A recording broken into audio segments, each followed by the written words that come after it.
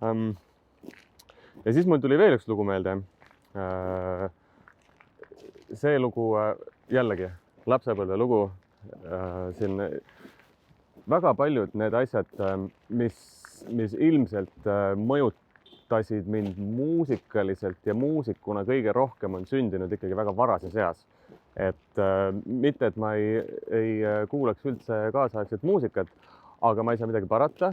Üks osa sellest, kuidas ma defineerin nii ennast muusikuna kui ka seda muusikat, mis mulle väga meeldib, on kindlasti seotud mingite selliste väga ikkagi vanade ja selliste sügavate mälupiltidega. Jällegi 90-ndad, võib-olla ei tohiks neid aastaid öelda, aga okei. Ma olin käinud kooriga Saksamaal ja siis taskuraha eest ostsin endale CD-playeri, mis oli üldse esimene CD-mängija meie perekonnas. Aga no ühtegi plaati mul ei olnud.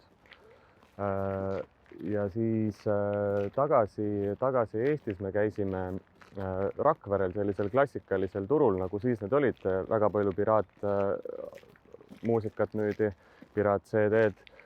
Ja sealt siis, kuigi ma olin vinüülide pealt kodus ka ikkagi ju Beatleid kuulanud, sealt ma võtsin sellise mingi antoloogia suure, ma ei tea, 30 lugu peale pandud selle CD.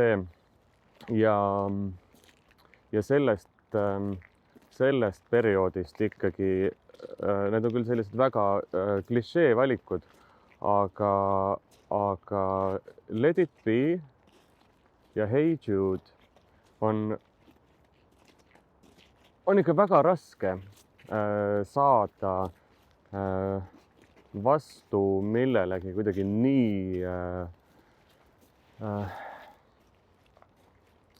nii sellisel lihtsal tasemel ürgsele muusikajõule, või vähemalt mulle see toona niimoodi tundus, et need olid ühed esimesed, mida ma hakkasin klaveriga ise mängima ja maha võtma ja harjutama ja kaasa laulma.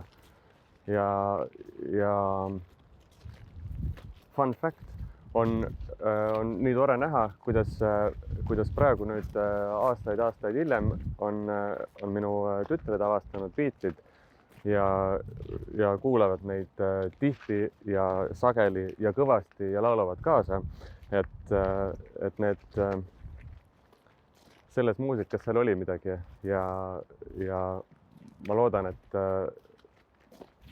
et ma võtsin sealt kaasa selle mingisuguse aususe ja vahetuse, et ise oma lugusid hakata kirjutama.